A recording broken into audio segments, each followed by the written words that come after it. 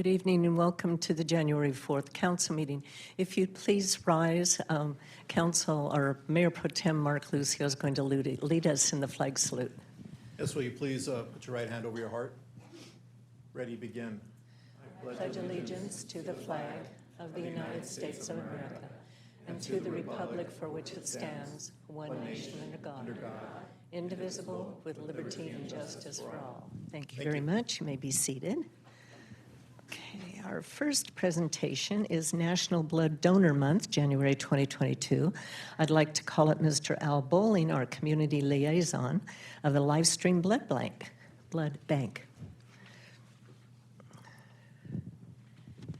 Hi, Al, come on up.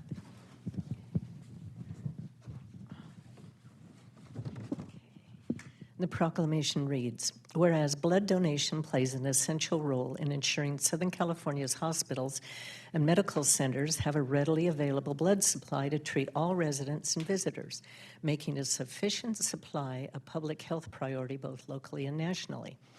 And whereas less than 3% of the U.S. population donate blood, although it's necessary to note that 38% of Americans are actually eligible to donate. A single donation of whole blood has the potential to save the lives of up to 3 patients, underscoring the importance of constantly replenishing our blood supply through donations and community awareness. Donating blood is particularly important during the winter months when obstacles such as weather, winter illness, and busy holiday schedules may contribute to fewer blood donations. And whereas this year in particular, as folks across our state and throughout the world continue to work to fight the COVID-19 pandemic, we recognize the role of blood donations in supporting our healthcare delivery system. More than 50 years ago, on December 31st, 1969, the President of the United States signed a proclamation designating January as National Blood Donor Month to honor voluntary blood donors and encourage more people to give blood at a time when more blood is needed.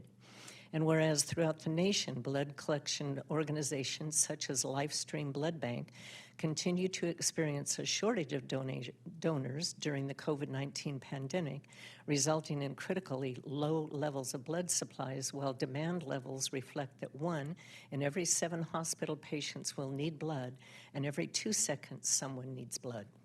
Now, therefore, I, Eunice Emiloa, Mayor of the City of Chino, do hereby proclaim January 2022 as National Blood Donor Month in the City of Chino, and on behalf of the City Council, thank all blood donors and encourage those in our community to support local blood drives and blood donation efforts of Livestream Blood Bank and other blood donation organizations this month and throughout the new year. Al? Thank you, Mayor. Thank you. On behalf of Livestream, I'd like to thank the Mayor and City Council for recognizing January as National Blood Donor Month. This month is extremely critical that blood donors get out, roll up their sleeves, and give blood. Just this morning, our inventory record showed 0 units of type O blood. So if there were any major incidents in this city, it would be very difficult to meet the demand. So I would encourage any of you who can donate, of that 38% of the population, if you can donate, please do donate. If you are a business, please consider hosting a blood drive. And if you are a professional organization like the Elks or American Legion, things like that, please consider hosting a blood drive. I look forward to working in the city of Chino. I know that there are 2 mobile blood drives scheduled coming up. One is at Options for Youth, and the other is at St. Margaret and Mary Catholic Church. So both of those are coming up, one on the 12th and one on the 23rd. Okay. So please get out, roll up your sleeve, and donate. Thank you very much. Thank you very much. You have a nice evening. Thank you.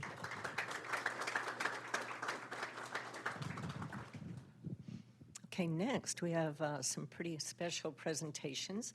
This is our 2021 Youth Christmas Parade competition winners. Our first Best Overall Vehicle, Chino Cub Scout Pack 205. I'd like to call up Cub Master Bob, Assistant Cub Master Tony Flores, Committee Chair Phil, oh, you know what? Okay, great. I'll let you say it when you come up. And any Arrow of Light recipients or pack members. Come on up.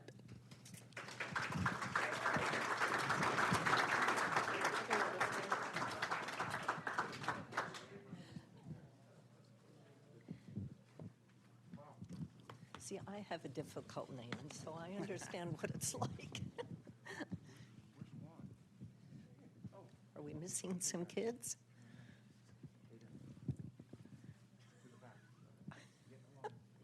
That's organizing.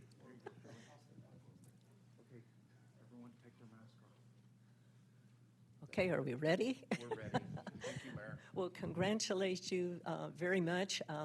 It was on the Polar Express, December 11th, 2021. Best Overall Vehicle and Float, Cub Scout Pack 205. Who would like to speak?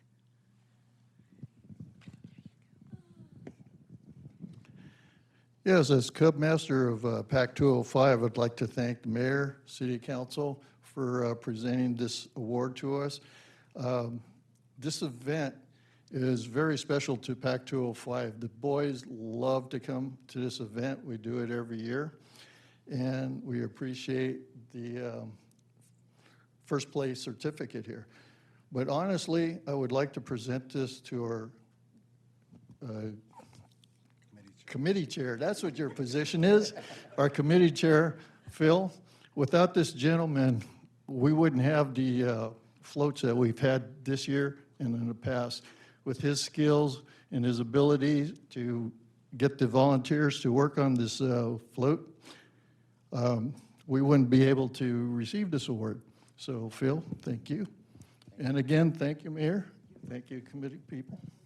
Phil, would you like to talk a little bit about how you developed the float? Well, it was a lot of hard work, and a lot of parents did help. So, we did have a little accident. The wind, the wind destroyed it once, but we rebuilt it and built it a little bit better. And you know, as long as we do it for the kids, it's great. You know. Well, that's why we have the Chino Youth Parade. Right? Exactly. Because it's all about the kids. Yes, but thank you again, Mayor. You're welcome. Congratulations to all of you. Would you like to introduce everyone?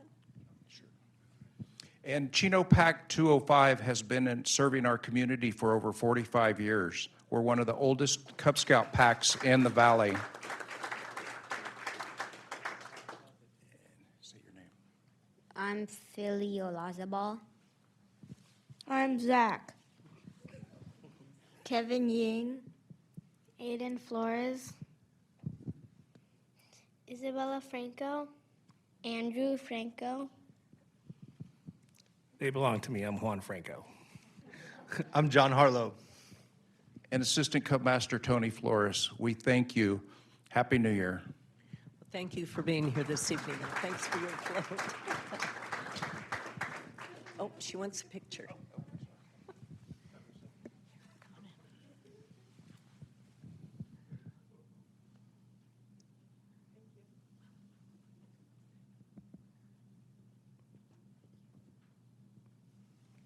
Thank you, Mayor. Very much. Thank you very much. Thank you. Thank Happy you. New Year. Thank you. You're welcome. Thank you. Next, Best Overall Walker, City of Chino Soar, Rap, and High Five After School Programs. I'd like to call up Community Services Supervisor Lizette Nunez and Community Services Coordinators Tammy Dawson and Haley Page. Congratulations, ladies. And we have Best Overall Walker. I'd like you to explain what that means. Well, our kids walk very confidently and excited, and they just had a great time. Terrific, terrific. And then I think there was a picture up there of the kids. It didn't last long. So Well, thank you very much. I'm thank you glad for to have having us. fun. Great, Yeah, thank you. thank you. Oops, forgot. Always forget the pictures. And number 3, best use of theme, Lift Church. I'd like to call up lead pastor Ricky Raina And the kids director Jolene Valdez. Are they here? Apparently not. I guess they weren't able to make it, so we will get their certificate to them. Okay, next we have the Mayor's Home Beautification Award for January 2022. I'd like to call up Karen Stansel of 14242 Pearl Avenue. Are you here? Great. Okay.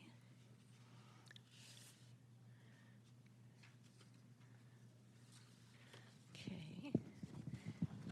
Let's see. Karen, I have a certificate, Mayor's Home Beautification Award. Thank you for the continued improvement and maintenance of your home, resulting in a substantial contribution to the overall appearance of the community. And we'll have someone help you with all of this because I have quite a bit to give you. Chris will help you. Okay, here's a picture of your home. Beautiful photo. Thank you. We have a pen and pencil set for you. We have a lapel pen. Oh, wow. Okay. And we have the coveted yard sign. That's telling all of your neighbors that you won the Home Beautification Award. I can't wait to show this to one of my neighbors, because when I was working on it, it looked really bad, and he came over twice to complain to me. So I can't wait. That's great. Well, thank you very much for all of your effort in your home. It is beautiful. Chris will help you with these. Thank you very much, Karen. Yep, she's going to get a picture. Hang on just a minute, Karen. Oops, careful. Okay.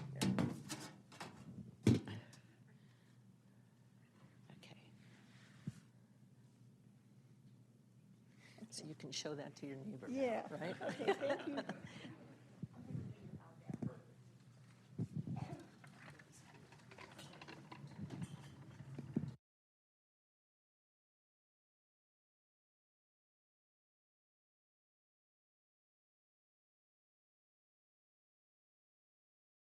That'll teach your neighbor to complain, huh? Okay. Okay. Mr. Ballantyne, do we have any agenda changes, modifications, or additions? Okay, thank you. Next, under public announcements, first, on behalf of the City Council, I'd like, oh, excuse me. I'd like to wish everyone a happy, very happy new year. As we jump into 2022, as a council, we're excited to serve our amazing community, and we look forward to collaborating with our residents and businesses as we continue to build upon and improve our outstanding city. And with that, on January 13th, we'll be holding our first office hours at the Preserve for 2022. This will be held at the Preserve Community Center located at 15800 Main Street between 5:30 p.m. to 7:30 p.m. with city staff and police personnel present to answer your questions or discuss any matters of concern. For more information, please call 909-334-3304. Additionally, I want to remind everyone that on January 18th, we will be holding our next redistricting public hearing right here in the Chino City Council chambers at 7:00 p.m. This will be our third out of the 4 required public hearings, and at this public hearing, we will consider and discuss draft maps that have been received by the city. For all questions, please call 909-334-3338. Also, I'd like to give an early reminder for folks to come out to the annual Run for Russ Memorial 5K Run and Community Walk on Saturday, February 5th at the Chino Civic Center, specifically located at 13250 Central Avenue. Check-in for the event is open from 6:45 to 7:45 a.m. with the 5K and walk starting at 8 a.m. This event honors the life of Chino Police Officer Russ Miller, who was tragically struck and killed by a drunk driver in the line of duty on February 1st, 2000. Those interested in being a part of this outstanding event can register by visiting https://www.runforruss.com. And lastly, please note that the City Hall will be closed on Monday, January 17th, in observation of Martin Luther King Jr. Day. City Hall will reopen the following day at 7:30 a.m. Now, next on the agenda is public communication. This is the time and the place for the general public to address the council on items that do not appear elsewhere. Our first written request to speak is Mr. Mike Spradlin, Pastor Spradlin from the Valley Christian Church. I'd like to invite all of those who are interested in joining us in invocation to please stand.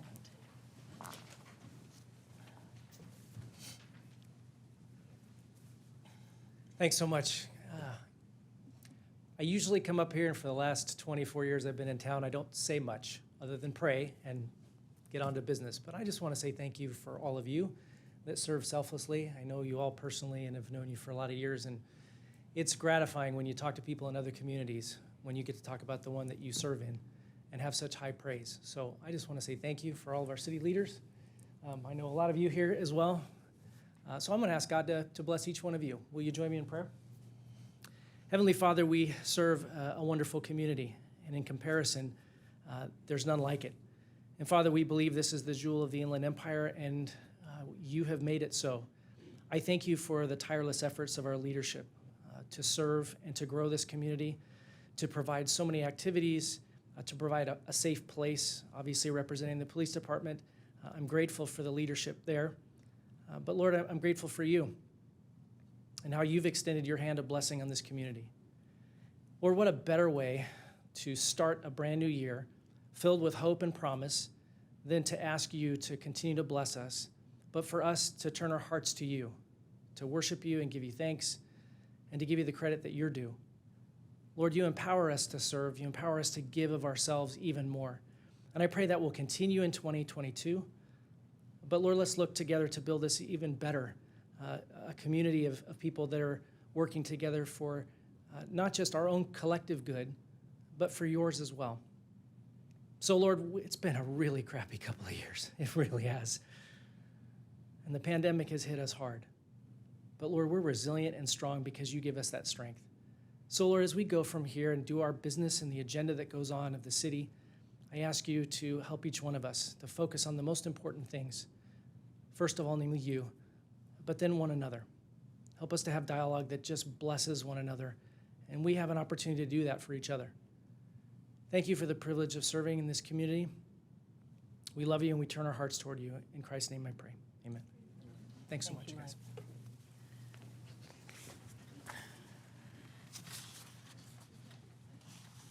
Okay. Next written request to speak is Mr. Steve Eli from IEUA.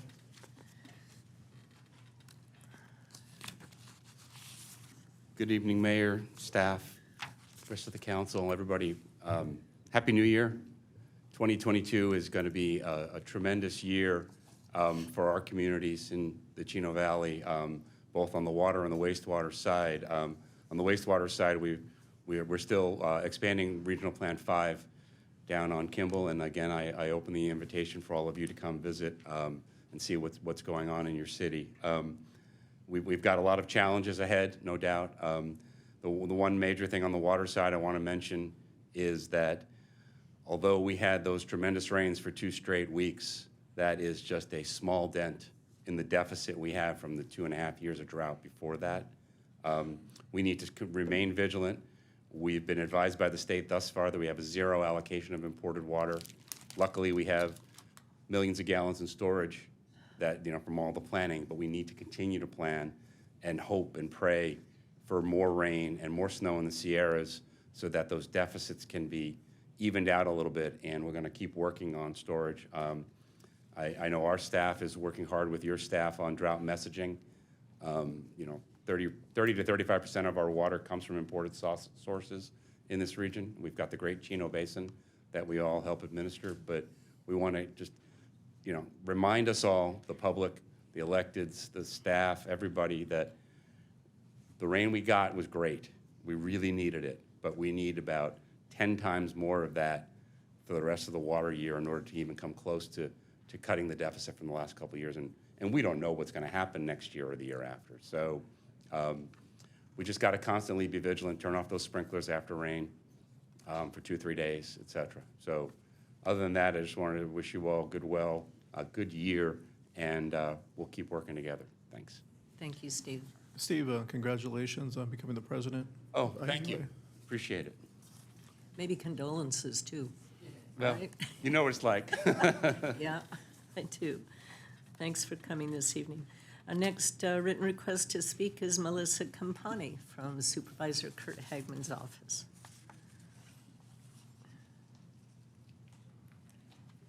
Well, good evening, Mayor, Mayor Pro Tem Lucio, council members, staff, and of course, community members. My name is Melissa Campani, and I am here representing York County Supervisor Kurt Hagman. And Supervisor Hagman asked me to come by and let constituents know about a couple of events that are coming up in this beautiful month of January. Chilly, but beautiful. The first event's coming up on January the 15th, and it's called Coffee with Kurt. So we are hoping that if you have any questions or would like to meet with the supervisor, have a chance to get to know him a little bit, please come out on January the 15th, 9 a.m. to 10:30 a.m. This event will be at the Ontario Police Department, which is located at 2500 South Archibald Avenue in the city of Ontario. Let's see, for further information, please contact our office. Our local district office in Chino Hills is area code 909-465-5265.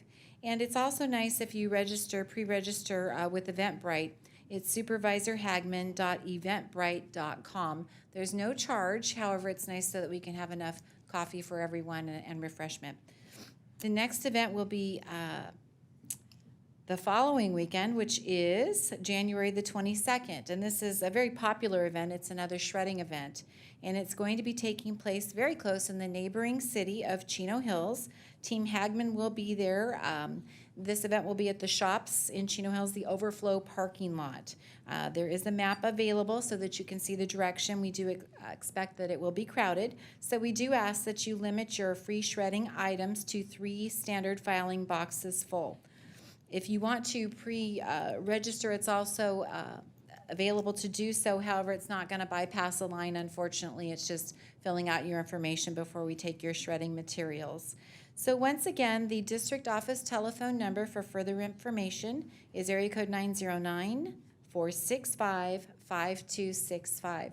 So we look forward to seeing everyone there. Thank you. You're welcome. Thank you, Melissa. And next, we have Career Expo and Job Fair. Looks like Sadie Lee and Renee Merta. Merrick, come forward, please.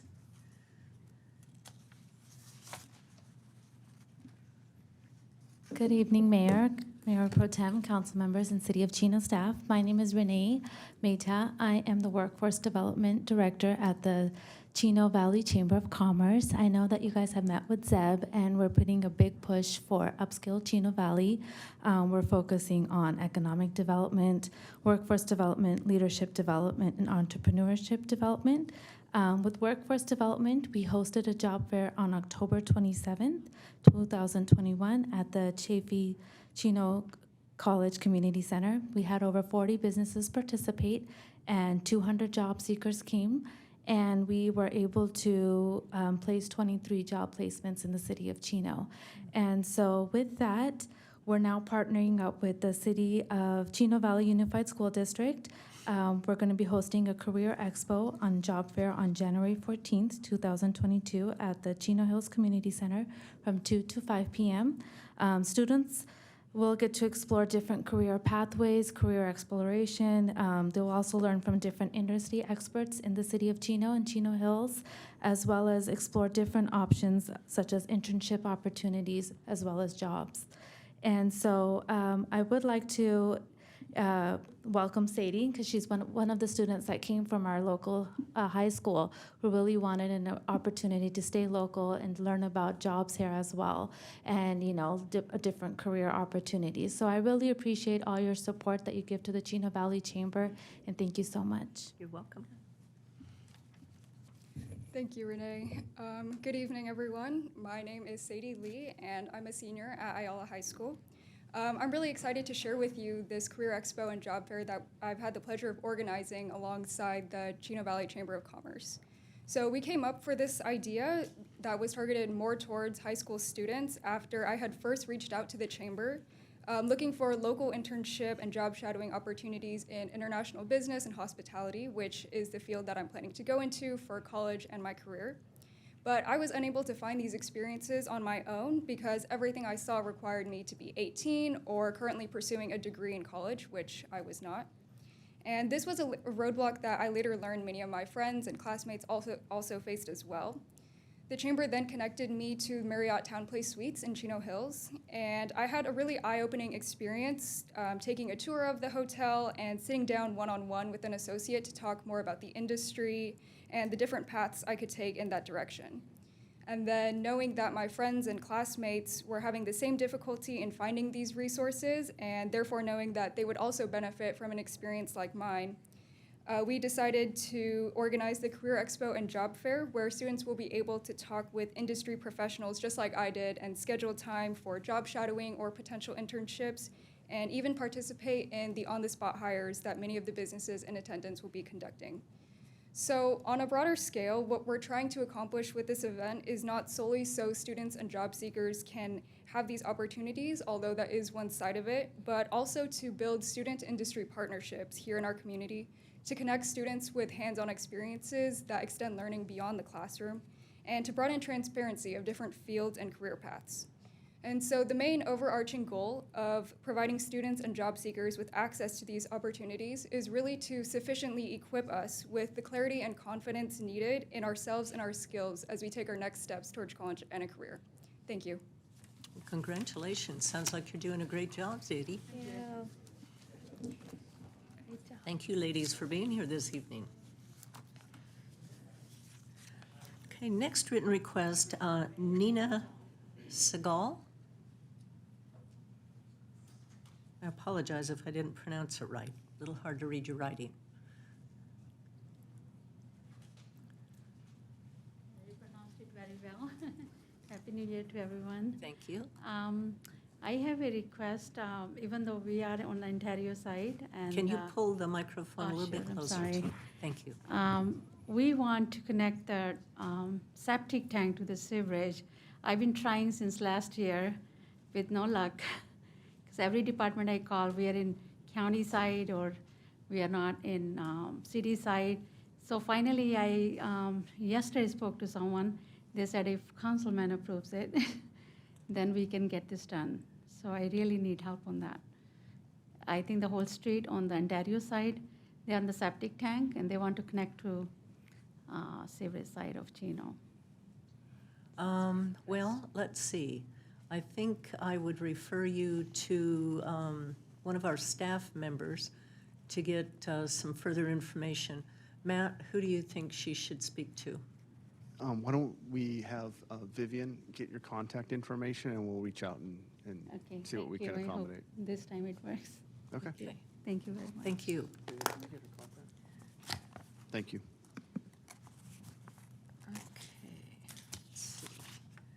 Okay, those are the only written requests that I have to speak on items that are not on the agenda. Is there anyone else in the audience that would like to address the council on an item that's not on the agenda this evening? Okay, seeing none, then we will move on to the consent calendar. We will be pulling item 2B due to my absence. That has to be voted on separately. Do any council members wish to have other items pulled? Mayor, I'd like to have item 9 pulled, please. Okay, item 9 will be pulled as well. And I don't need a staff report, Mayor, I'd just like to make comment. Okay, all right, let's have a motion and a second for the balance of the consent calendar. Okay, there's a motion from Councilman Flores, second from Councilperson Comstock. Please vote. Okay, the balance of the consent calendar passes unanimously. Item number 2B are the minutes from December 22nd. Actually, looks like A and B are going to need, Angela, item number A is also December 21st. which I was not on there. That was for our special meeting, Mayor, the closed session. Yeah, and I was not there. We- Oh, that's right, on the phone. Okay. So item number 2B, I would entertain a motion in a second, please. Motion from Councilman Comstock, second from Mayor Pro Tem Lucio. The item passes 4 yes and 1 abstention. Item number 9, Councilman Comstock would like to make some comments. This is Professional Services Agreement, Economic Feasibility Analysis and Implementation Plan for the Euclid Regional Commerce Center, Commercial Center. Karen? Thank you, Mayor. This is an item while I was reviewing the agenda. I had previously met with staff and the city manager on this economic feasibility analysis. Mayor, this study, I do believe, was brought forward by staff, and I know that staff has worked hard. I'm not trying to send staff in a bunch of different directions, so I do want to apologize if it feels that way right now. But this was born out of meeting with a potential developer who had an interest in this parcel of land in this section to conduct some development activity. And speaking with the developer, initially, I believe if my memory serves me correctly, they were willing to do a feasibility study of this parcel of land, and our staff, quickly guided them in the right way and said, no, we should be the ones to do this. But this particular parcel is zoned for regional commercial, specifically to the preserve. And I just think that doing this study right at this moment for $49,700 may be a bit premature. We only have a third of the preserve residents living down there, and I think that over time, we're going to need more regional and commercial shopping down there. It's one of the things that our residents talk about, and I would hate for us to go prematurely into this right now, especially with the pandemic and different things that have come up, and conduct this study,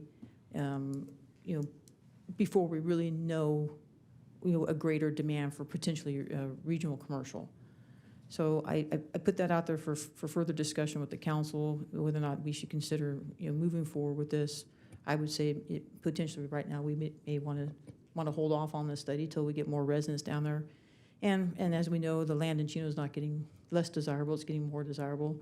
And I think at one point we've talked about really needing an economic generator down there to help us provide services and sales tax revenue to sustain the preserve, and also to provide for their comfort and leisure down there and shopping and eating. So those are my comments, Mayor. Okay, any other council comments on this item? Yes, I agree with Councilperson Comstock. Right now, when we originally did the master plan for the preserve, we were anticipating 35,000 residents down in the preserve, and we looked at each unit as having 3 people. We're a third built out. We have 17,000 people there currently. By the time we're 2/3 built out, we would already exceeded the 35,000 that was initially thought we were going to have. And then by the time we're fully built out, we'll be somewhere closer to 51,000 people. So I think in looking at this right now and looking at the staff report, they says that there's really currently no interest in developing the land that runs along Euclid Avenue as commercial. But I think at this point, it is premature for us to then look at rezoning that as industrial. I think we need to hold on to that. We need to let that community grow and then look to see if there is going to be because I do think, in my opinion, that eventually there will be a need for commercial down there because there is no other commercial. The only thing that we've given them is one shopping center. And I think once you have 51,000 people there, and once you have Ontario building out their people also in Ontario Ranch, I think there is going to be a need there. So I think it is premature for us to look at that and potentially zone that from commercial to industrial, because as you know, we don't have any more land. So to change that now, I mean, there was a reason why when we made the master plan that we developed that as a commercial area. And now to change it a third into it, I think is premature. So I don't think we need to spend $49,000 to tell us that at this point, it's not developable. I'd rather wait till we're almost completely built out, and if at that point it comes back that it isn't feasible and nobody wants to build on that, then let's take that time and rezone it then. But I think to do it now, it's way too premature, especially as you know, the residents down there, they want somewhere to shop, they want somewhere to go, and right now they don't have that. So if we give away that now, we won't ever have anything for them later. That's just my feeling. Okay, Matt, are there any staff comments regarding item number 9? No, I meant, I think Councilmember Comstock has kind of outlined it. We've gotten several inquiries, particularly from the industrial community, to consider an alternative use at that site. In all those discussions, I mean, we probably had at least 7 or 8 developers, particularly from the industrial community, that came out to express their interest in doing that. The council and staff has kind of put off even entertaining that, because it is currently, if you look at our general plan, and for those of you in the audience that know, we're talking about basically the northeast corner of Euclid and Pine Avenue. There's about 90 acres there that was zoned for a regional commercial, and it was envisioned at the time that the council, that this would be kind of like the Spectrum East. But clearly with e-commerce, things have changed significantly. Nonetheless, we've told developers that we would like to see an economic study to show what those impacts are. And then we did meet with the Economic Development Committee to talk about this study. And at that time, rather than have a developer, I mean, we would go out, we would do the study, and then the developer reimburse us. We just felt it was appropriate that the city performs the analysis on our own and try to figure out what the best and highest use. If the council's prerogative to hold off on that, we don't have any issues with that. We just need to notify the consultant that at this point in time, we're not going to be moving forward with that. Okay. Other council comments? Mr. Pocock. Chris. Yeah, I would just say that at that meeting, I think that was the the ideal, that the city have control over those studies, and I still think that holds true. But considering that we know that those preserve residents are they have a voice now, and I also believe agreeing with Councilwoman Comstock and Mayor Pro Tem Lucio, it may be best to hold off on that. But even then, when we do get to that point, I would suggest that as a city we conduct that study ultimately. But that's all I have. Okay. Well, if there's no objection, then we will pull this item, and it will be brought back to us at some other time. Okay. Next on the agenda is public hearing. Item number 14, annexation to the Lighting Landscape District for parcel map number 220058, Everson Investments LLC.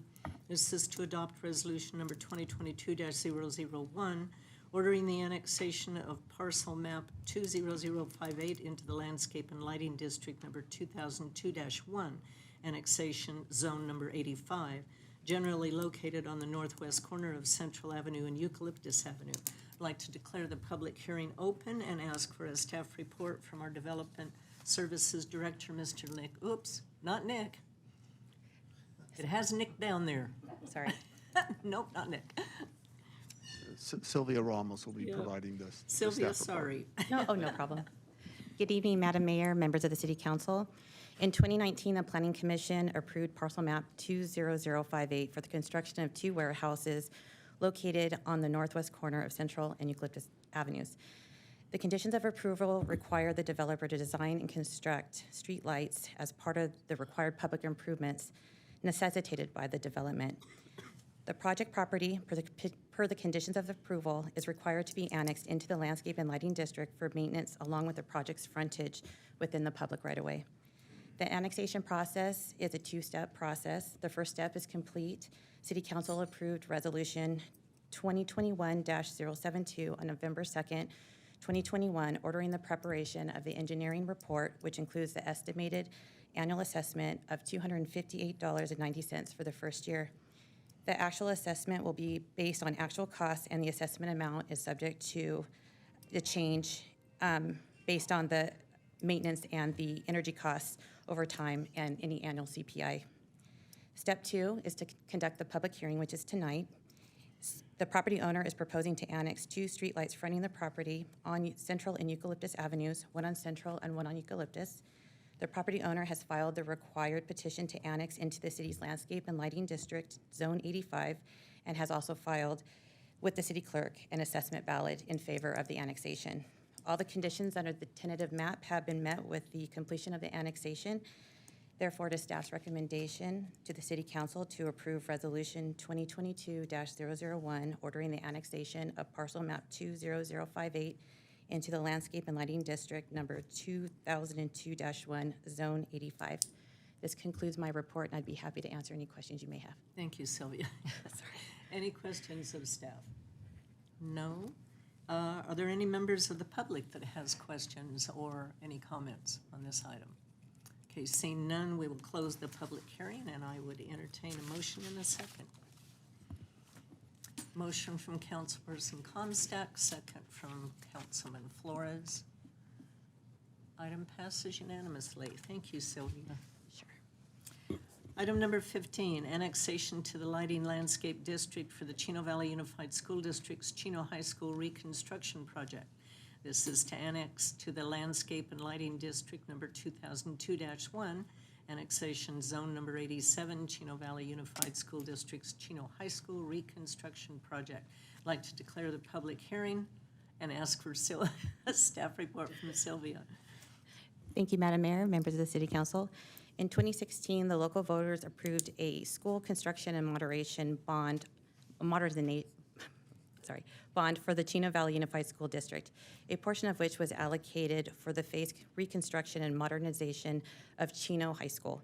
As part of the engineering requirements for this project, the Chino Valley Unified School District is required to design and construct certain public improvements along the perimeter of Chino High School, including streetlights as necessitated by the project.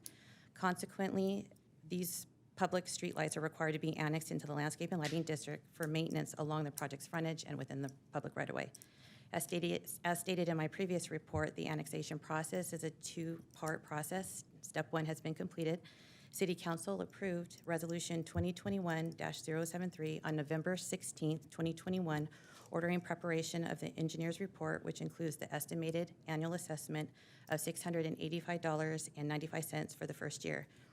The actual assessment will be based on the actual costs, and the assessment amount is subject to change each year to account for the maintenance and energy costs and as the CPI changes occur.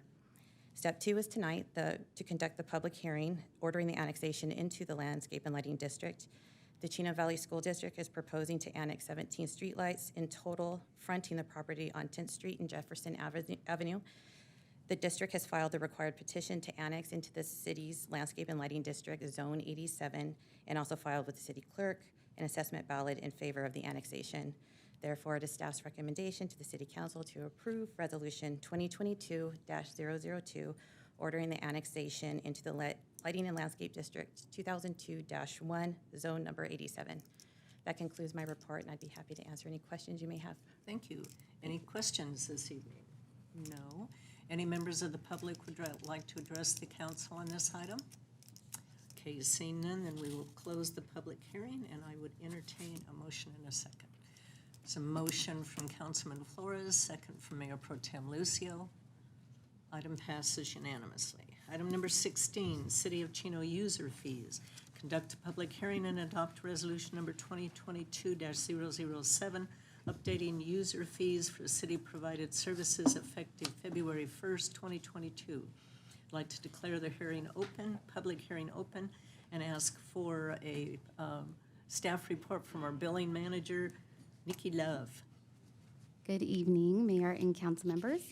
Tonight, I bring before you the annual update and review of the city user fees. These fees are designed to recover the costs of providing city services. Staff has utilized the fiscal year 2021-2022 adopted budget to establish the city's user fees. Fees change year to year based on numerous factors, including who performs the service, time spent on performing the service, and changes to the adopted budget. The overall impact of the changes being recommended to the city user fees is an increase of 6.4%, not including new and restructured fees. The percentage increase shown is the result of overall cost increases, as well as more accurate reflections in the amount of time it takes for city staff to provide these services. Staff has performed a review of surrounding cities and determined that Chino's fees, even with the proposed increases, are less for almost all of the services offered. There are 5 new fees being added as detailed in the staff report. I'll just highlight a few. There's going to be a zoning verification fee to recover the cost of staff time to research and draft a written letter verifying aspects of a property or use, including zoning, existing land use, or code violations.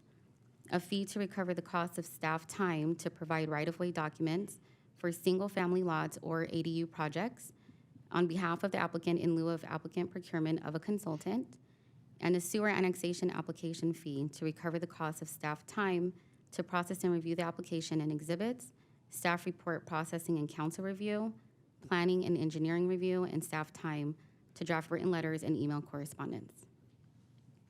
Community services program fees are established to encourage participation and are therefore often subsidized at City Council direction. The Community Services Fee Schedule was reviewed and approved by Community Services Commission on November 22nd, 2021. It has been brought to our attention by Councilman Pocock that the one-day vendor permit fee increased from $13 to $72. Staff has reevaluated this fee and found that this increase would potentially prohibit many of our small businesses from participating in several events. Therefore, staff is proposing that the one-day vendor permit fee be reduced back to the original amount of $13. Detailed schedules of all user fees are included in the staff report for your review. It is staff's recommendation that you conduct a public hearing and adopt the resolution 2022-007, establishing user fees for city-provided services. That concludes my report, and I'll be happy to answer any questions you may have. Thank you, Nikki. Any questions of staff? Any comments or questions from the audience? Okay, seeing none, we will close the public hearing, and I would entertain a motion in a second. Motion from Councilman Flores, second from Mayor Pro Tem Lucio. And just for clarification, that includes the correction that was voiced by staff to Yes. the 1 fee. Thank you. Okay, and the item passes unanimously. Item number 17, approved 2021 to 2029 housing element update. This is to adopt resolution number 2022-003, approving a negative declaration and adopting the City of Chino 2021-2029 housing element. I'd like to declare the public hearing open, and we ask for a staff report from Nick Ligori and Nick Chen, our city consultant. See, you didn't get out of this one, did you? No, ma'am. Thank you very much, Mayor and council members. I'm going to turn this presentation over to Nick Chen with Kimley Horn and Associates, our city consultant for the development of our 6-cycle housing element. Thank you, Nick. Good evening, Mayor, members of City Council. It's good to see you all again. Tonight, I'm going to be going through a quick overview of the process we went through, give everybody a little refresh, go through our comments with HCD, State Department of Housing and Community Development, and talk a little bit about next steps, of which there are hopefully not too many left. So, a little bit on the housing element background. Sorry, I went really quickly. A little bit on the housing element background. So, shown this slide before, just for everybody to kind of be caught up. Housing elements are updated every 8 years. 2021 to 2029 is the 6-cycle housing element. It demonstrates Chino's ability to meet future housing growth as determined by the state and by Southern California Association of Governments, or SCAG. It allows the city to become eligible for state funding and grants, and ensures the city complies with state housing laws. Also allows the community to engage in the community outreach process. I'll go a little bit into that in the next couple slides. A little refresh as well on the city's regional housing needs allocation, or RHNA. The city was essentially allocated 6,978 dwelling units. Those are across 4 different income categories, ranging from very low, low income, moderate, and above moderate.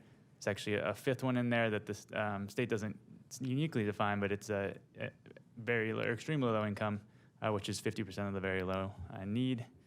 You can see based on a 2021 median family income of $77,500, the percentage breakdown for income qualifying range. The state actually has a large chart on their website broken down by individual household sizes from 1, I believe, to 7 or 8. This is based on a hypothetical family of 4, and is generally how this is characterized for a chart like this. You can also see on the far right column the unit breakdown the city needs to be able to plan for over the next 8 years. The city also established 5 housing goals moving forward. So the first is the maintenance and improvement of existing housing stock. This is maintain the quality and the community nature of the community as it exists and existing housing stock. Very similar to the award that you gave out earlier today for maintenance like that. Adequate housing opportunities to meet the affordable housing needs of the community, including those groups with special housing needs, is the second goal. Special housing needs may be senior citizens, students, large households, anybody who has a unique housing need. Oftentimes, a good example of that is large households where a multifamily house doesn't typically have more than 2 or 3 bedrooms in a unit. It can be difficult for a family of 5 to fit in a 3-bedroom, requiring a house, making it difficult to find housing. So housing goal number 3 is adequate housing sites identification to accommodate the city's regional housing needs allocation. This is really one of the main pillars of the housing element. It's a sites identification process to identify sites to meet the city's stated need. Mitigation of governmental constraints to housing production. This is actions the city can take to potentially further the development of housing, especially at the lower income housing needs and where the need is most. And then fair housing opportunity for all residents to reside in the city in the housing of their choice. This goes to many of the state's requirements for fair housing and affirmatively furthering fair housing. A number of HD's comments, very typical for a lot of jurisdictions, were relating to fair housing as they continue to increase the knowledge in that area. So a little bit on the housing element update process. We'll go all the way back to June 2020 when the city submitted an arena appeal to the Southern California Association of Governments. Like so many other jurisdictions, the appeal was denied and the housing element update kicked off in February. Summary of community outreach. The city held 2 community workshops, one in September 2020 and one in July of 2021, where we reviewed the draft document. Community survey with 129 responses went out to the community. That was an online survey. We received a lot of good feedback from that. I'll go a little bit into that feedback a little bit after this. The Citizen Advisory Committee was also instrumental in reviewing portions of the document, providing early feedback on not only the sites, but housing policies and programs as well. And also the City Council Ad Hoc Committee provided a lot of really good input, including the feedback that eventually led to development of the strategy we used to identify and evaluate sites. We had multiple Planning Commission and City Council updates. And in December 6th, just about a month ago, Planning Commission made a recommendation for approval of the housing element. So a little bit on the public review draft that was available. It was available for 30 days and released on July 9th. The public provided a lot of comments, both on the kind of electronic submittal that you see here and comments emailed directly to the city. City staff collected those. You can find a review of any public comments received in Appendix C of the document. It does make it pretty lengthy, but the entire community outreach process is recorded in that appendix, as is required by the state. The city also had a dedicated website for the housing element update process, and the public review draft was made available there, as well as some physical copies located around the city. Summary of public comments. Consider utilities, infrastructure, and traffic. A number of discussions went into making sure that the city could consider those as part of this process. Being a policy update document, some of that does fall to later implementation steps, but it was a consideration, especially in the criteria that City Council, that you all put together in terms of evaluation that we use to evaluate each of those sites. Affordable housing units are predominantly located in the city's downtown. I think this was an early version of the draft. The units have essentially since moved around, and they are fairly evenly spread across the community. Future housing sites should be near commercial and retail needs. The city's mixed-use overlay approach does actually accomplish a lot of that need. Areas identified for affordable units should meet more commercial and retail needs. Again, stated in the previous one. The city needs to improve resources for school near affordable unit sites. Not necessarily something that gets tackled in the housing element process itself, but it is an important item to note. Preserve the neighborhood character of Chino and its downtown area. I think the overlay approach was a great way to keep existing zoning, keep some of the areas, while providing the opportunity for the city to grow as it sees fit, and as the private development market sees fit as well. Reach out to property owners, identified sites and neighbors in the vicinity. The city staff actually reached out 3 separate times, one during the environmental process, once during Planning Commission, and once prior to the City Council meeting, to all the property owners whose sites were identified and notified them. Some did come back with questions and comments. Nobody asked to be removed or anything like that. They just more wanted clarification, and everybody was generally excited that their base zoning would stay and that they would get some additional ability to have some flexibility in their property. So the HCD submittal, the city submitted the document to HCD on September 3rd, 2021. The state from there had 60 days to provide comments, which they did on November 3rd, 2021. City staff received and addressed those comments. It's a good clarification to say that the document you're reviewing today addresses HCD's comments. The city staff and us as a consultant to the city feel the document fully addresses HCD's needs. They have not come back yet. They have another review period to be able to make sure it does. So if there are any potential revisions, this document, there's always the potential it could need to be amended slightly if there are any small changes, but we don't anticipate that happening yet. Obviously, it will go before Planning Commission, City Council as needed if there anything substantive. So a little bit on the review and responses. Some of the key takeaways, HCD made comments on the non-vacant candidate sites. Essentially, because much of Chino is developed, there are infill sites identified, or sites that have existing development. Chino actually did meet the vacancy requirement of more than 50%, so there weren't too many questions on the sites, but HCD has made sweeping comments to every jurisdiction asking about essentially sites that have existing development. So I'll go into that in a little bit after on the next couple slides. Special housing needs groups, housing needs and potential constraints to fair housing. There was a lot of analysis that went into fair housing, a lot of maps that go into new data that HCD has decided to pull and request from cities about the fair and equitable distribution of housing, access to opportunity, access to transit, to goods and services that are needed for residents. So that analysis has all been added into Section 3 of the document. None of it changed the sites analysis substantially. None of it resulted in the removal of any sites or anything like that. Also asked us to list and prioritize local contributing factors to fair housing issues. Those are just potentially issues that the city may need to address relating to fair housing over the next 8 years. And then analyze trends and patterns relating to access to education, economic and environmental quality. So as I mentioned earlier, a lot of them related to special housing needs and fair housing. So in response, the city added analysis of the current floor area ratio, or FAR, to demonstrate that the sites identified, many of which were essentially either underutilized or not developed to their full potential for one reason or another. This is not an indication that a site is going to redevelop or anything like that. Simply more justification from a policy standpoint that these sites have the ability to, which is the city's requirement. Also added program analysis for the large state-owned site, which HCD did have some questions. HCD also looked at past ADU, or accessory dwelling unit production over the last couple of years. Typically, they like cities to take the last 3 years and average them. A lot of cities are finding that's not necessarily indicative of how many units going forward. So we had an additional analysis showing that every year over the past 3 years, the city has developed essentially twice as many ADUs as the year before. So it's well within, we think, a realistic possibility to develop the number of ADUs, which is 40 a year, I believe, over the next 8 years. So the city did not adjust their projection, but added additional justification to support that. As I mentioned, the revised local contributing factors to fair housing added a spatial analysis of race and ethnicity. There's 2 maps here, and they essentially look at access to opportunity throughout the city.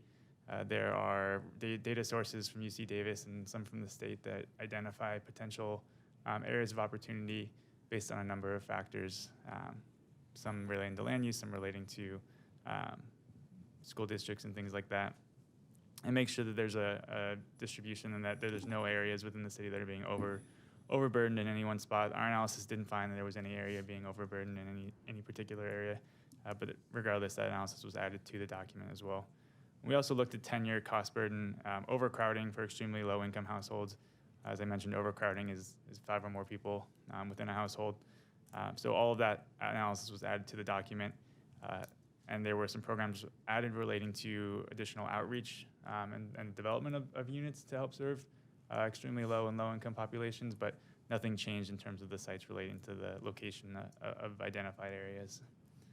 And then program actions added, a couple zoning code updates, all for just consistency with state law. State law has changed a lot over the last couple years, especially with the way that the state would like certain definitions to read. So transitional and supportive housing, group home definitions, density bonus, and SB 35 were all points that the state brought up.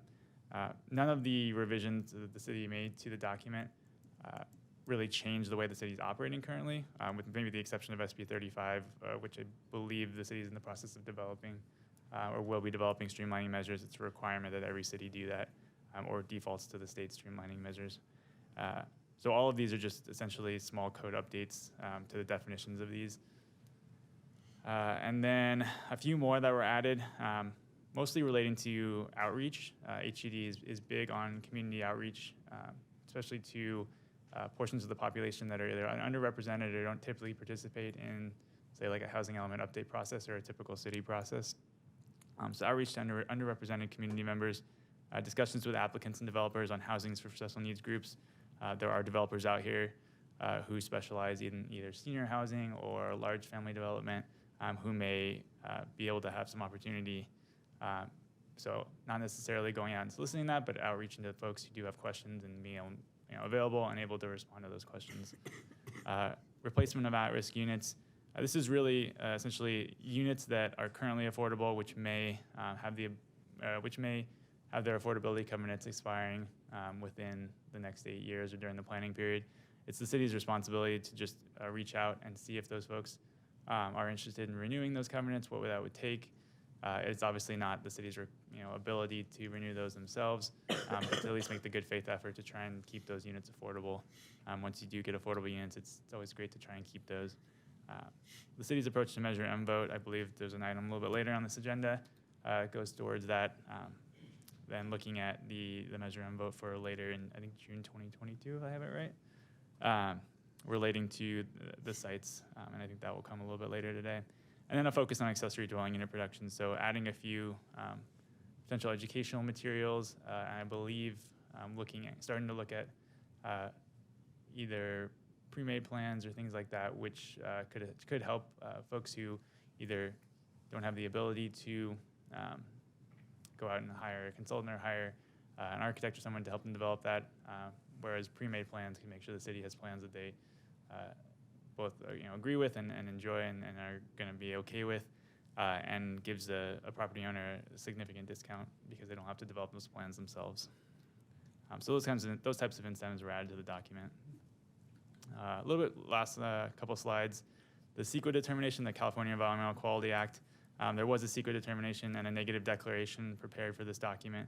A notice of intent went out to adopt the negative declaration. 30-day draft ISND period, which is initial study, negative declaration. A public review period went from October 29th to December 1st. One comment was received from SCAG and has been addressed in the final document, which is available in the packet. Essentially, this looked at potential environmental impacts resulting from the project. As this is a policy document, it does not develop anything. There was not any analysis. There's not really any impacts relating directly to this document, but rather future implementation of items will have their own environmental analysis as well.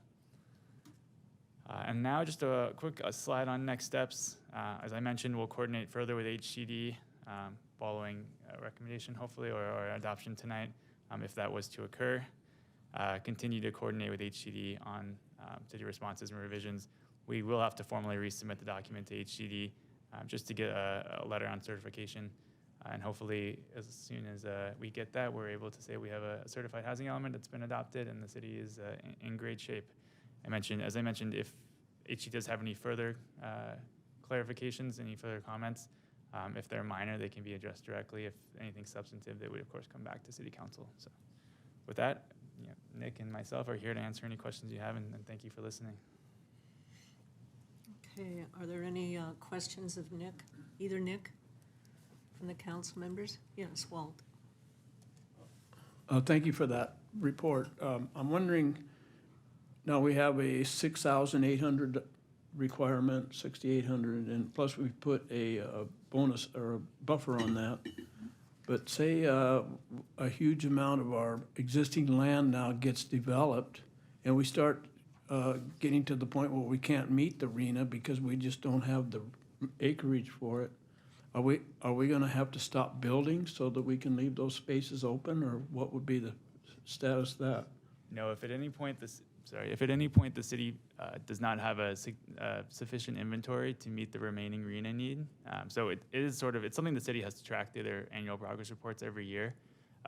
You'll track all the development that occurs and essentially eat away at the remaining arena need. If the remaining land if there's not remaining land sufficient to meet that need at any point, the city has 180 days to identify additional land. So you won't have to stop building, but you may have to identify additional land to essentially meet that remaining need if that were to occur. Karen. Thank you. Well, I had a similar question, but Nick, didn't we talk about when we were on that tour that there's ways, like if we become land deficient, that as planners, you guys look at different parcels and maybe we could explore those in the future and retool them in a different way? Wasn't that part of our discussion at one point? Do you recall that by any chance? Yeah, definitely. So, so there is a buffer built into the plan here to be able to accommodate in the very low and low income categories. As those properties are developed, as Mr. Chen said, we have to track those numbers, the specific number of units and the affordability levels for those.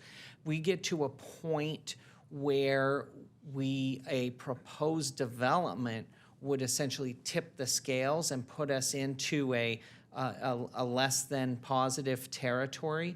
That's when we'd have to come back to council and say, are there additional properties, or are there additional strategies that could be implemented to try and maintain that number? And again, this is for an 8-year cycle. So the previous presentation, there was a reference to SB 35, and that streamlining becomes involved if we get to kind of the halfway point and we're not on track.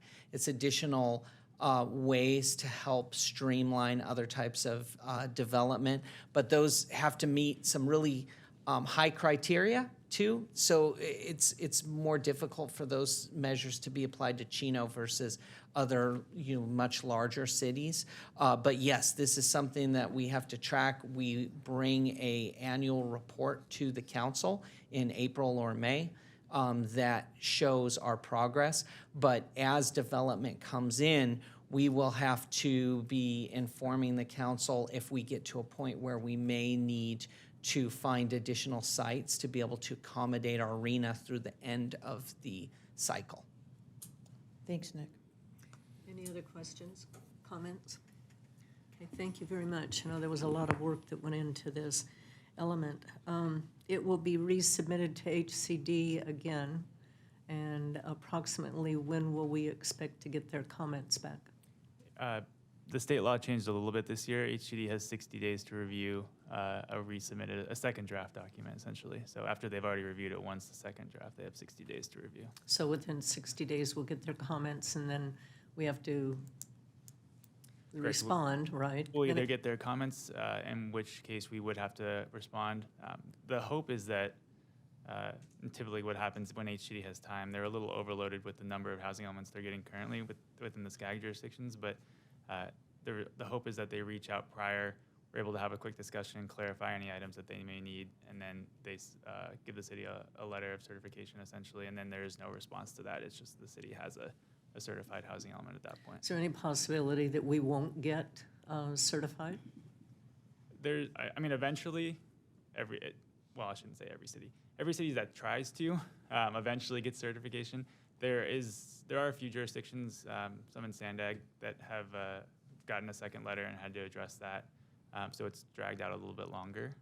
But I have yet to see a city that was trying to get certification not get it.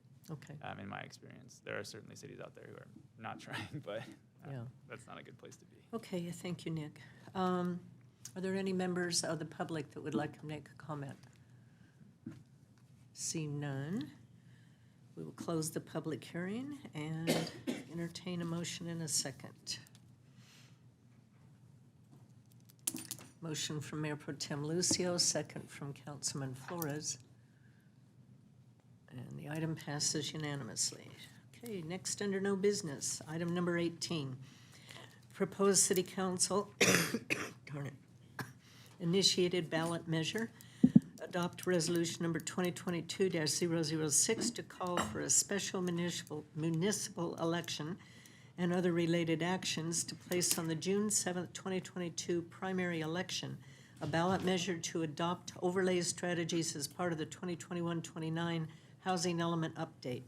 Staff report this evening will be provided by our city attorney, Mr. Fred Galante. Thank you, Mayor, members of the council. Before you is the companion piece to what was just presented. Because in 1988, the city residents adopted what is known as Measure M, which essentially provides that with the exception of senior housing projects, residential housing developments may not exceed the maximum land use designations set forth by your zoning map and zoning ordinance that were in effect in November 8, 1988. Any changes to that density require a vote of the people of Chino. That also applies to the extent that land is changed from a commercial to residential designation from that which appeared in November of 1988. As such, to accommodate some of the additional density that will come about through these overlays that were described in the housing element that was just considered, it would be appropriate to have the residents of the city consider a ballot measure to authorize that action. So the housing element itself doesn't require a vote of the residents, but those overlays and the resulting land use map that needs to be adopted that describes and implements the overlays does need a Measure M vote. So with that, what we've prepared is a sample question for the ballot measure, and it's stated in the staff report, and this is just sample language. The council can certainly tweak it if it finds appropriate. The way it currently reads is, shall the measure, an ordinance number 2022-001, entitled An Ordinance of the People of the City of Chino, California, to approve the housing element update to include the application of the two identified overlay strategies encompassing affordable housing and mixed uses the city will use to meet its state-mandated regional housing needs assessment allocation be adopted. With that, we tried to craft it with the guidelines of state law, which basically say that every measure has to start with the words and be in the form of shall the measure, and the language in between be adopted. So those words need to be included. They cannot be more than 75 words, and it has to be a true and impartial synopsis of the measure being proposed. So what is proposed along with the resolution is the actual ordinance that explains that, so the voters would actually consider that ballot measure for approval of an ordinance that explains that Measure M is amended to allow for these particular overlays. With that, when a measure is presented consistent with state law, the resolution would direct the city attorney to prepare an impartial analysis that describes the effect of the measure on the existing law. So there'd be some description of how these overlays impact your current zoning. And also, there is a provision in the Elections Code for anyone to write an argument in favor and also arguments against and a rebuttal argument. Often when a city council initiates a ballot measure, they authorize themselves, whether through a selected person or the council as a whole, to consider the language of that argument in favor of the ballot measure. So that is one issue that would be appropriate for this council to consider. Essentially, directing that the argument in favor be prepared by the council for submission to the voters, and select either that one of the council members draft the argument and bring it back to the council for approval, or authorized one member or subcommittee to draft and approve the argument, or alternatively provide any other direction. So with that, the measure is presented before you by way of the resolution, as well as the decision about the argument in favor of the ballot measure.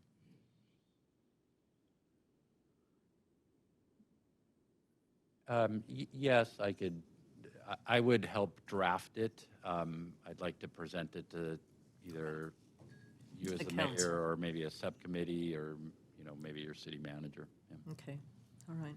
Any questions of Fred on this item?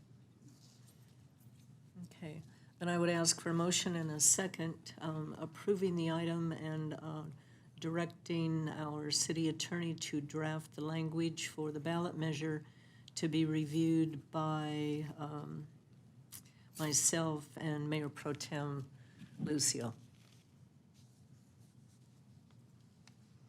Motion from Councilman Flores, second from Mayor Pro Tem Lucio. Item passes unanimously. Item number 19, award of contract rehabilitation of wells 12, 14, and 17. This is to award a contract to General Pump Company, San Dimas, California, in the amount of $2,936,100 for rehabilitation of wells 12, 14, and 17, and a $45,000 amendment to Hazen and Sawyer for inspection services. Our staff report this evening will be provided by our Utilities Engineering and Operations Manager, Amanda Coker. Good evening, Mayor, members of the City Council. The city owns 15 groundwater supply wells, 6 of which are in operation and treated at centralized water treatment plants. The city has several projects in various stages of design and construction, which will bring 5 additional groundwater wells back into service. 3 of these wells require rehabilitation, the scope of which was budgeted for in projects WA 212 and WA 214. These projects are on similar schedules, so staff elected to combine the work and bid it as a single package for efficiency and economy of scale. The notice inviting bids was published in November, and we received 2 bids in response. The lowest responsible and responsive bidder was General Pump, so staff are recommending an award of contract to General Pump in the amount of $2,936,100 and to authorize an additional 10% for project contingencies. Additionally, staff recommend an amendment to Hazen and Sawyer's professional services agreement in the amount of $45,000 to oversee the rehabilitation work. That concludes my presentation, and I'm happy to answer any questions. Thank you, Amanda. Any questions of Amanda on this item? Okay, seeing none, are there any members of the public that would like to comment on this? Okay, seeing none, then I would entertain a motion in a second to rehab these wells. Motion from Councilman Pocock, second from Mayor Pro Tem Lucio. Item passes unanimously. Thank you, Amanda. Item number 20, South Chino circulation improvements. This is to establish a new capital improvement project and authorize staff to facilitate improvements to traffic concerns in the south region of the city. Staff report this evening will be by our, maybe not. Yes, Okay. Maria Frazier, our transportation manager, and our transportation So manager. it was supposed to be Almer, right? Correct. Okay. But Maria Frazier and Dennis Rawls will be presenting the report, Mayor. Okay. It takes 2 of us to fill his shoes. To take care of Almer. All right. Good evening, Madam Mayor, council members, and audience. During the City Council meeting held on December 21st, 2021, several residents raised concerns regarding traffic issues in and around the preserve, a residential development in the south part of the city of Chino. The concerns were related to recent and ongoing construction activities and associated traffic delays, compounded by flooding that occurs on various streets during the recent heavy rains. Council directed staff to formally bring these issues to City Council for discussion and further action. City staff is aware of some of these issues and other traffic-related concerns, and during the council study session held on November 16th, 2021, staff presented and discussed potential local, sub-regional, and regional projects which will address the concerns. In light of the comments made by the public and direction provided by the city manager, staff is proposing to expedite the following 4 projects that can be delivered in the near term and will significantly improve circulation.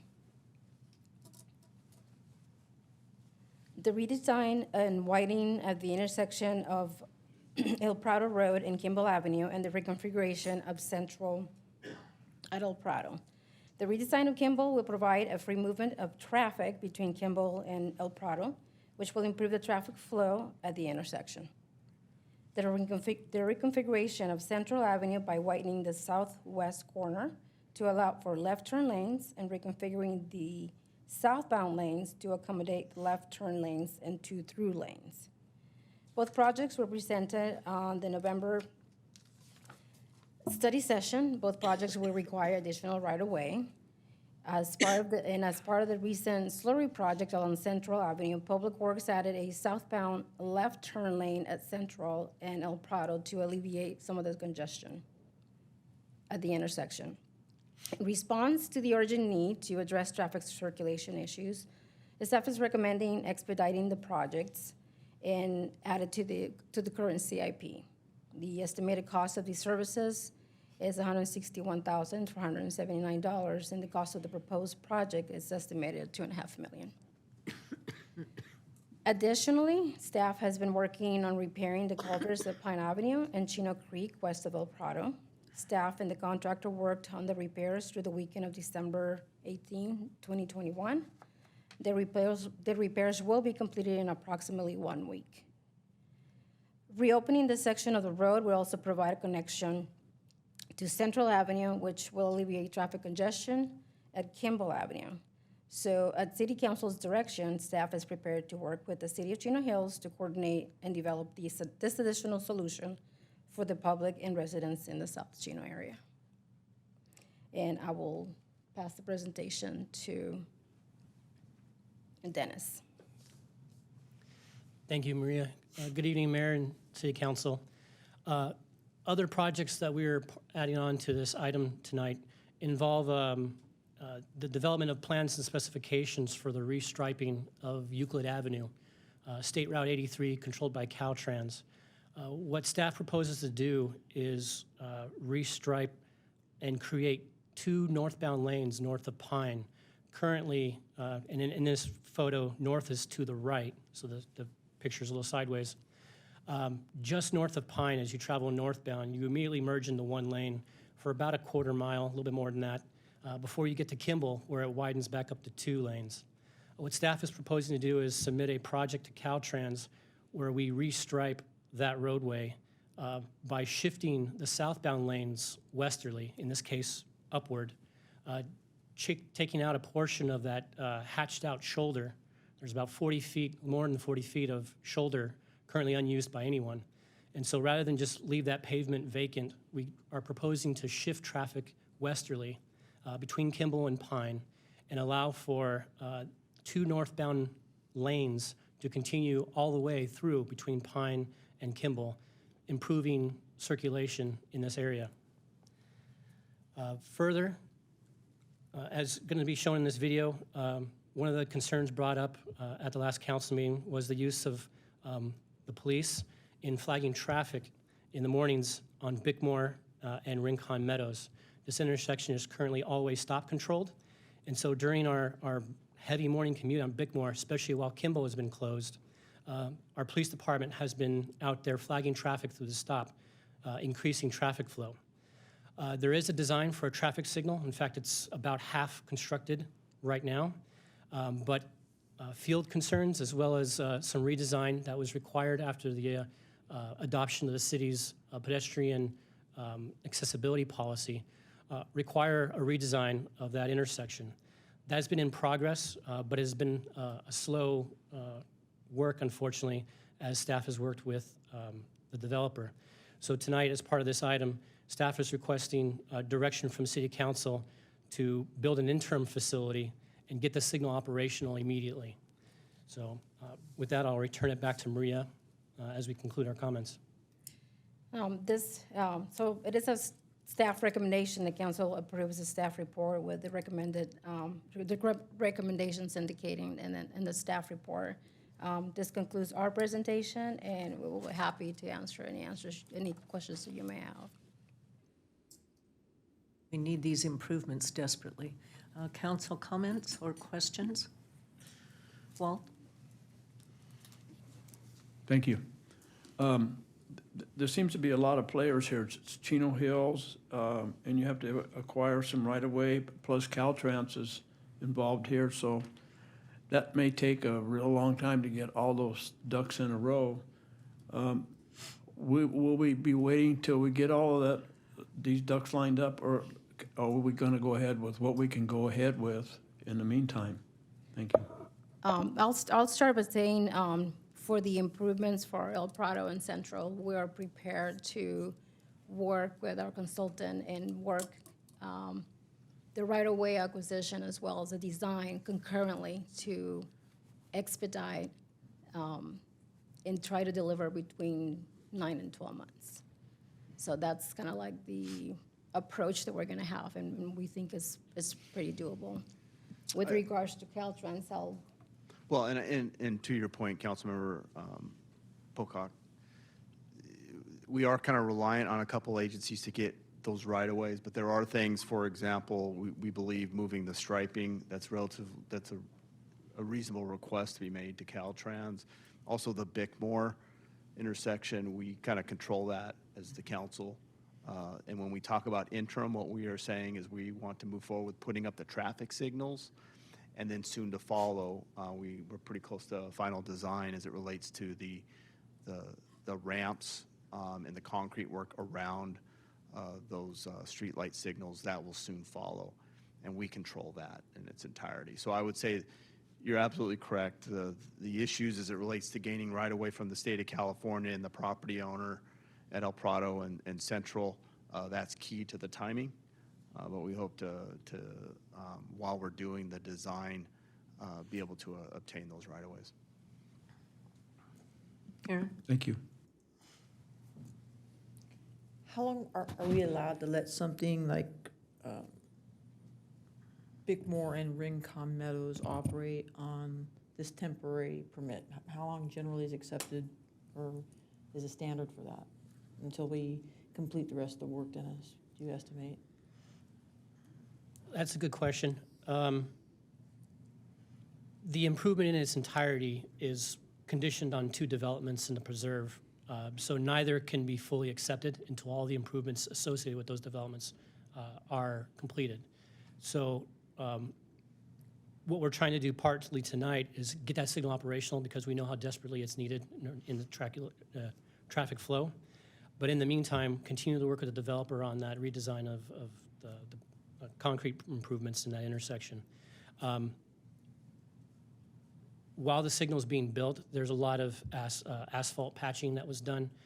I think we could safely say we can get that, at least in the interim, restored so that it's much better usable. It's been probably some time since it's been repaired and maintained while we finish our designs and get the concrete work done. But I would expect that the developer would really want to complete those improvements before they request any kind of final acceptance of either of those projects that this improvement is connected to.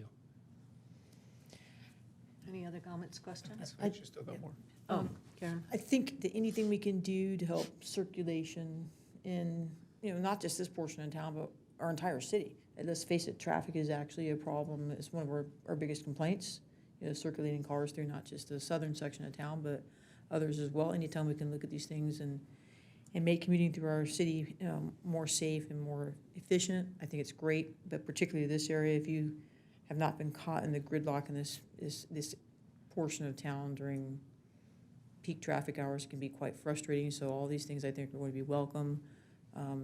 Some, obviously some of the complaints that were voiced by residents down there, this won't alleviate some of their concerns during water events, but hopefully when there's a non-water event, this is going to help them tremendously. I think the only thing I would ask is We really do need to get Bickmore and Rincon Meadows light operational.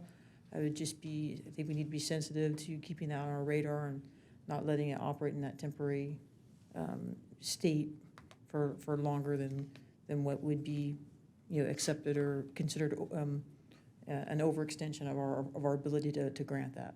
So, thank you, Dennis.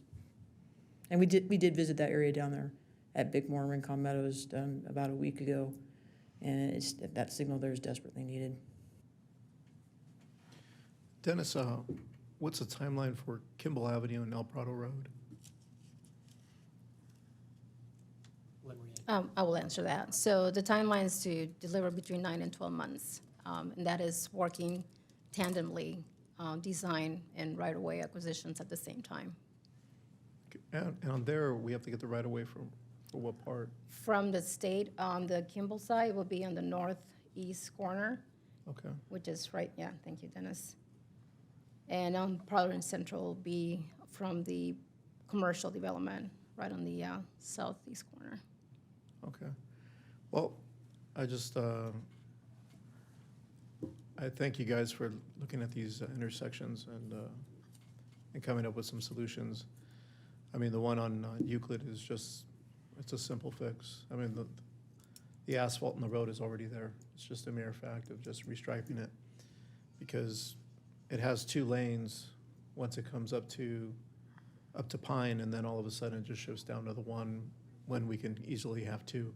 So I thank you for looking at that, and obviously that's an inexpensive fix that really only requires some restriping. So I thank you for looking at this. We've gone over it together now a couple times, and I'm glad that you guys are thinking outside the box and coming up with some solutions that are going to be able to move traffic, especially in this particular areas where truck traffic is really, really bad.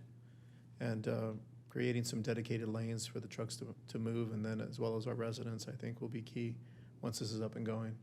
I know that it's not going to help them during the rainy season, but once we get the other roads constructed, I think, and that'll address the water issue. But looking at this and getting caught up in this, I know it gets pretty bad. So I thank you guys for looking at this, for coming up with the design. Amr, I know you had a big part of this, so I thank you as well. And I look forward to seeing these changes taking place. That's all I have. Okay, Chris, did you have any comments? No, I would just say thank you to staff. I know there's always this discussion about being reactive or proactive, and I think this is, being proactive. So thank you guys for your hard work, and let's get it done. Okay, then let's have a motion and a second to get this approved. Motion from Councilperson Comstock, second from Councilman Pocock. And the item passes unanimously. Very good. Next, we have continued discussion, item number 21, adoption of ordinance number 2021-015, PSPA's second reading. Adopt ordinance number 2021-015 on second reading, amending the preserve-specific plan. Staff report this evening will be provided by Nick Liguori, our Director of Development Services. Yes, and I will now hand it off to Dennis Rawls to speak quickly about the status of the outstanding discussion from our previous meeting. You guys just can't stick to the script, can you? I'd like to keep you on your toes. Okay. Good evening once again, and thank you for this opportunity to circle back and discuss more about the Preserve Specific Plan Amendment. At the last council meeting, there was a lot of discussion about the changes being made, specifically the shared use paths and the community paseo and open space system. So I wanted to clarify a few things and really try to get a quick overview of what changes are actually occurring. Currently on this slide in front of you is the current bicycle plan. It shows Class 2 bike facilities and the community paseo system in red and green respectively, as well as some Class 1 facilities down in the future Rancho Miramontes development in the south. The changes proposed in the specific plan amendment involve really a big change to the bicycle plan specifically and how bicycle facilities are laid out and used within the preserve. This exhibit is meant specifically for the bike plans. You'll note that I've highlighted the Rincon Meadows section that was omitted originally in the exhibit. That will be corrected in the final document. And that through not only the change in the transit lanes, but just a change in the reclassification of some of the community paseos, the shared use paths, to Class 2 bike lanes and wider sidewalks, what we're doing is not damaging the quality of life in the preserve, but enhancing it by providing separate bicycle facilities on the road where we can to better serve a bicycle community that wishes to travel at a higher rate of speed, which may feel uncomfortable doing so on a separated sidewalk facility, what pedestrians might be sporadic and random in their use of that facility. Likewise, pedestrians aren't maybe expecting bicyclists traveling at high rates of speeds. So a lot of that really goes into why this change was made, and it also changes how we treat how these facilities cross intersections. One of the things I really wanted to point out was that show you that the bike plan and the community paseo open space system plan side by side. These are two separate exhibits in the specific plan. The left is the bicycle plan, but the right is the community paseo open space plan. That exhibit changed very little compared to its original design.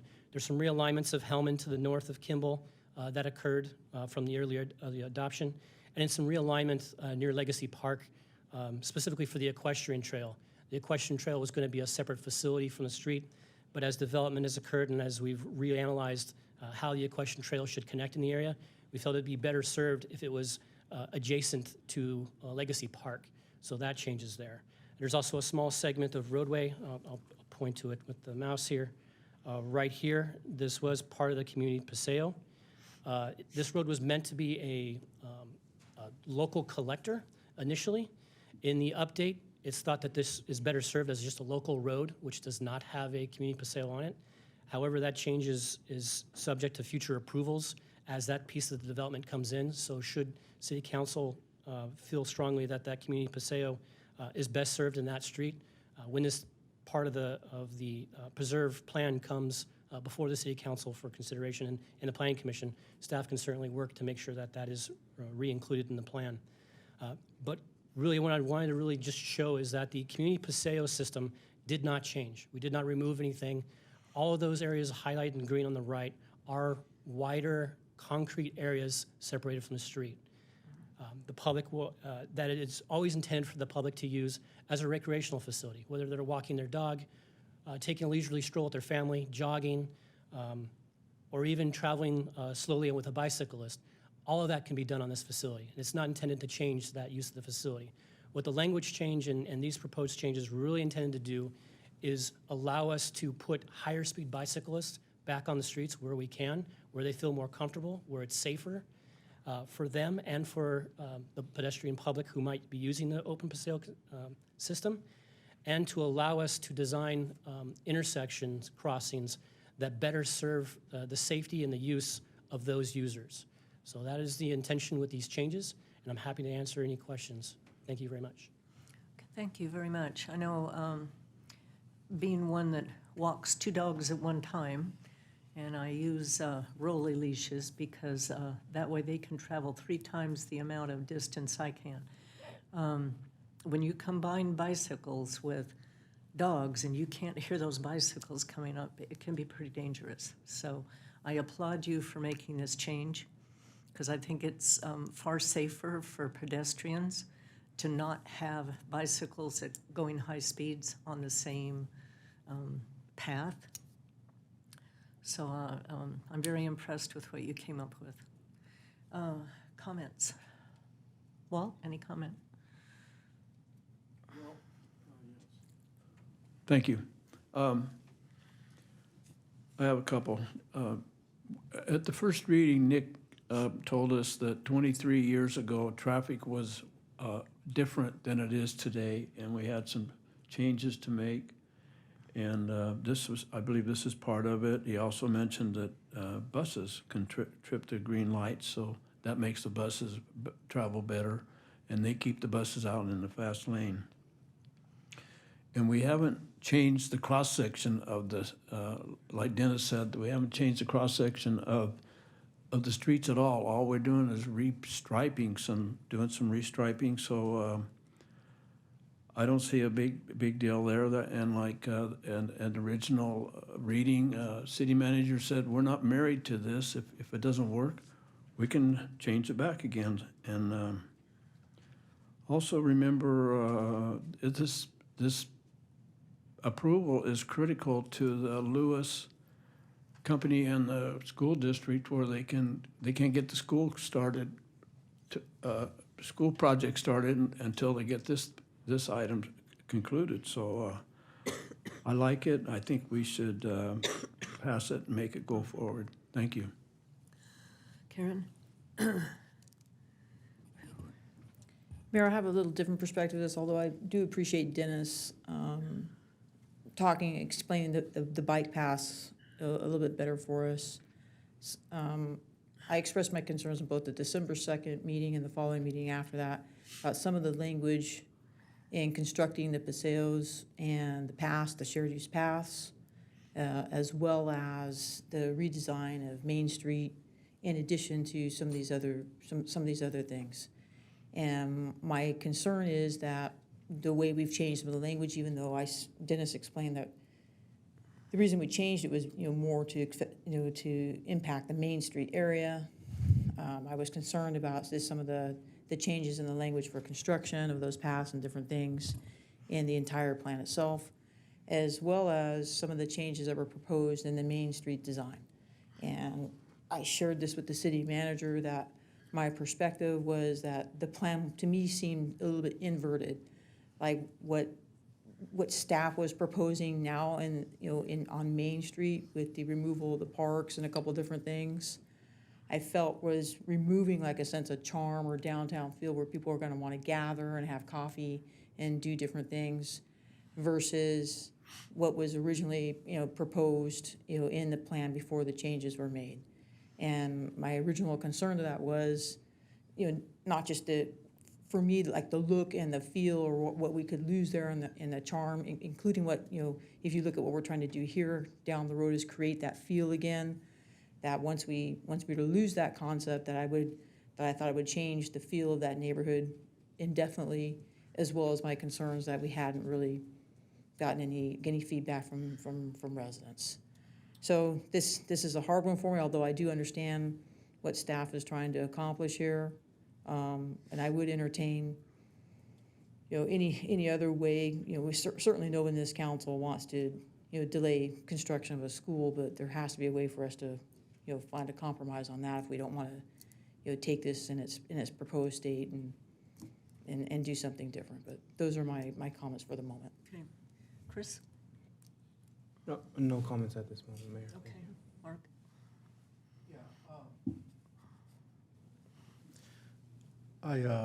First, I have no issues with the bike lanes obviously being painted on the roads. I think that's a great idea. I think it's obviously the avid biker is going to remain on the street, and they're going to travel 40, 50 miles. That's generally what they do, and they travel at a high rate of speed. So taking them off the paseos is obviously the thing to do. My only concern is that we leave this language throughout the whole community vague, where it could be interpreted that they could build to a lower standard. So in the meetings that I had with staff, we talked about coming up with a specific guidelines of how the paseos are to be designed, and that guideline would then be handed over to the developers so that they couldn't create a paseo that was not within that standard.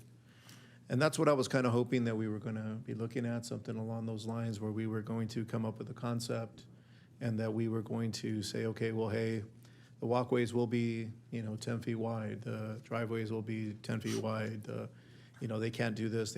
That's what I was hoping to do, because as you know, in looking at the parks master plan, the three major things that they talked about was walkways, paseos, connectivity. I mean, so that's the community speaking, saying that they want to make sure that those things are right.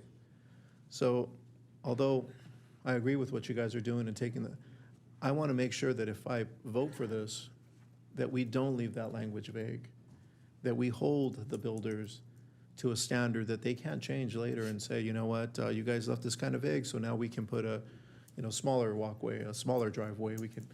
We can do these kind of things because you didn't lay it out.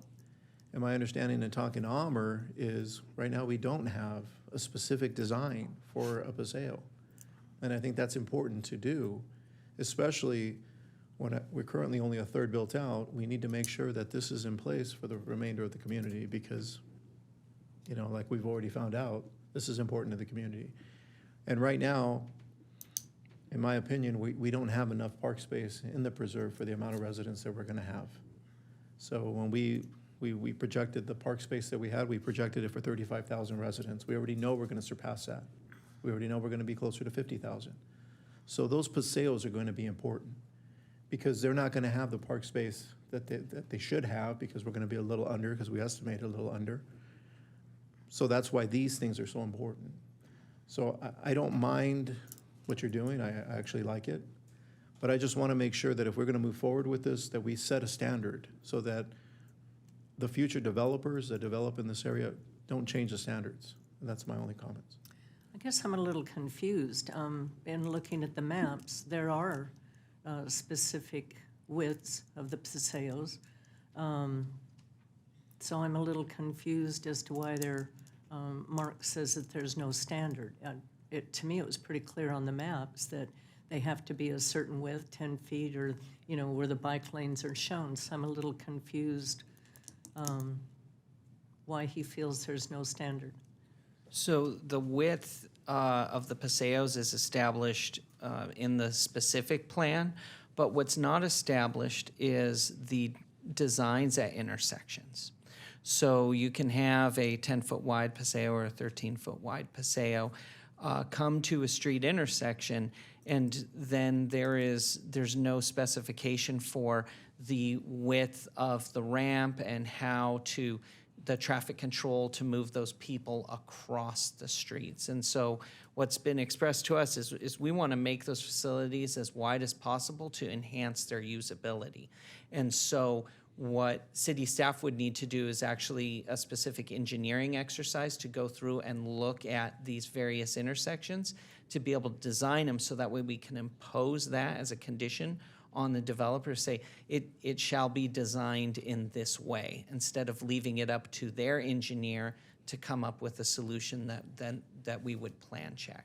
So that's a component that Mayor Pro Tem Lucio is talking about that we don't have in hand right now. Well, are you planning on doing that, and if so, when? We would like to do that. That probably will require some additional resources working through some of our consulting engineers to give them a scope on those different intersections. We may be able to do that with Advantech engineers for a couple of intersections, but we may need to come to council at mid-year to ask for a budget augmentation to look at those remaining intersections to give those specific design guidelines. Can this item be adopted with the direction that be done, that be accomplished?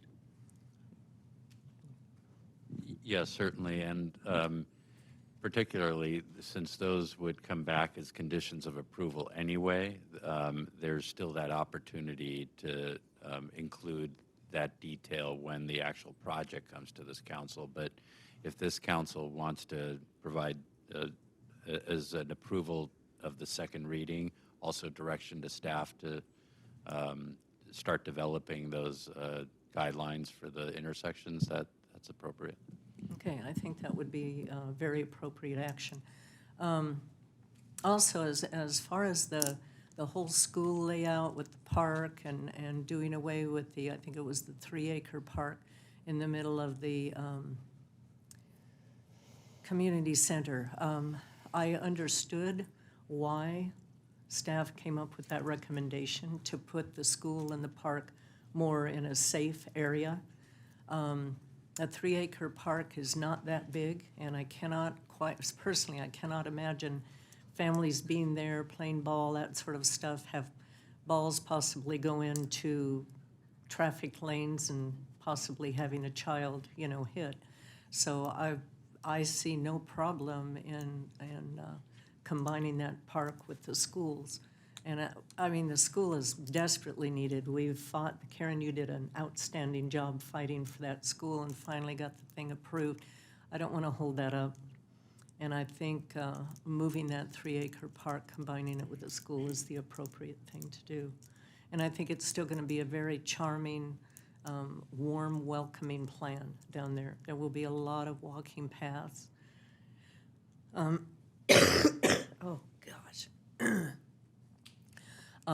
The one thing that I wanted to make a comment on that I'm still a little bit concerned, the personal complaint is it seems like the constant chipping away of the estate residential.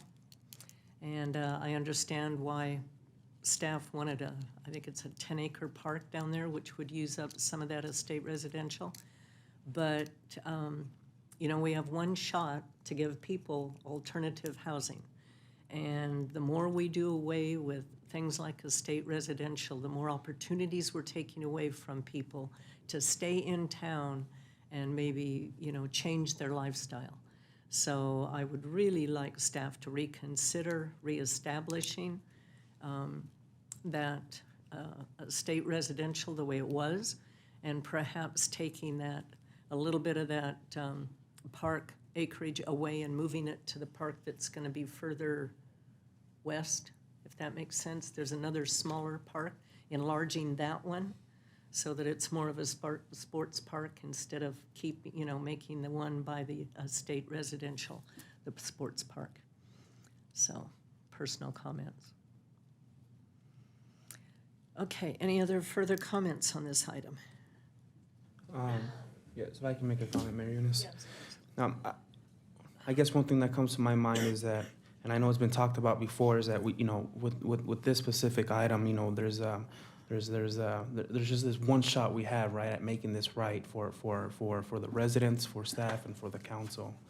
And for our staff, it's, we love everything you guys are presenting. The bike lanes, it all makes perfect sense. But I think as at least myself personally, it makes more sense to have some assurity with the language as opposed to being just vague. And that's again, when it's vague, it's, is it going to happen? Is it not going to happen?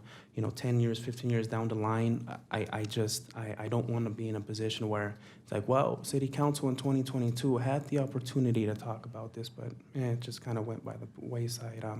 And that's kind of where I'm at with this particular agenda item.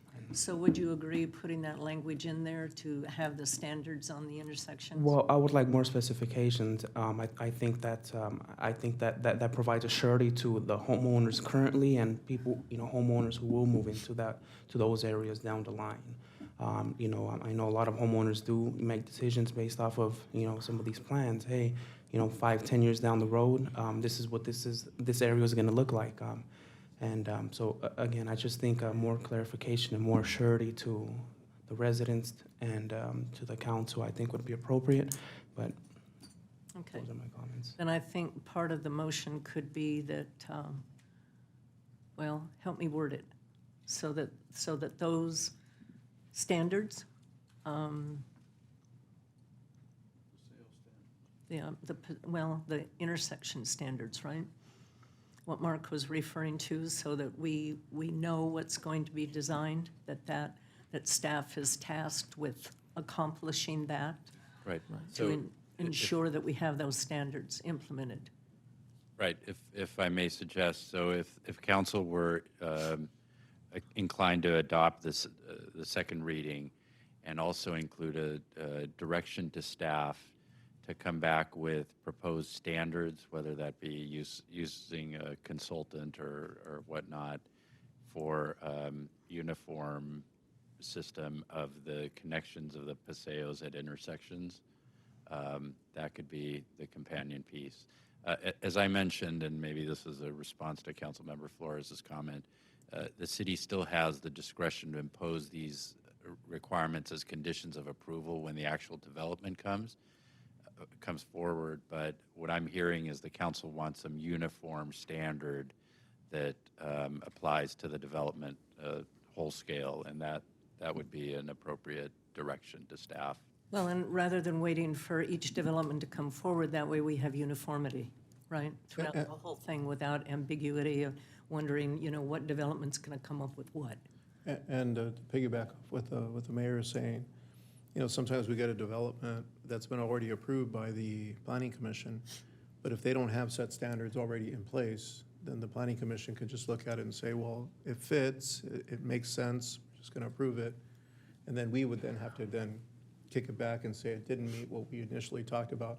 And it would just be something that would continue to go on in circles. So I think developing the standards ahead of time would alleviate us from coming into that problem in the future.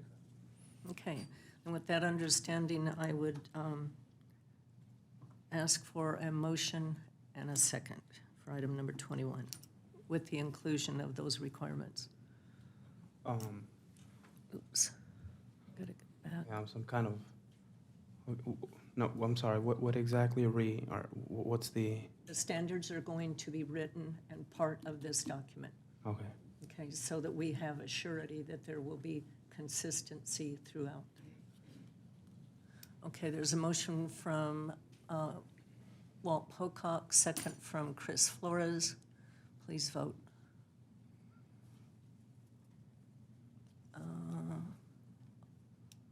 Who are we missing? Oh, Karen, you have not voted. Okay, the item passes 4 yes and 1 no. Okay, moving on to mayor and council reports. I'm going to pass on a report this evening. We will be going back into closed session again and then having to come out, so I'm going to pass on my report. Mayor Pro Tem Lucio. I will do the same. Okay. I'll report. Councilperson Comstock. I'll pass on it too, Mayor. Had a light end of year, just a few meetings and into the holiday season. I hope everybody stayed healthy and well. Thank you. Councilman Flores. Happy New Year. Councilman Pocock.